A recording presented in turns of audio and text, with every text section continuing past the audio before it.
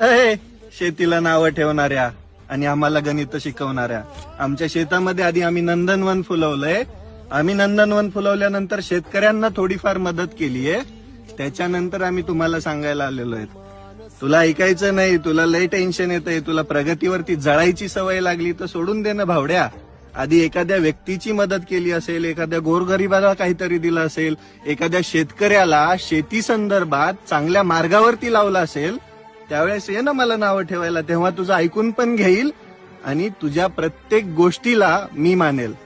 एक गोष्ट लक्षात घ्या, आपण एखाद्याला मागं ओढत असताना आपली उंची किती आहे, आपली लायकी किती आहे, आपण बोलतो काय, याचं भान असायला पाहिजे ना. हे असं नंदनवन फुलवलेलं आहे शेतामध्ये.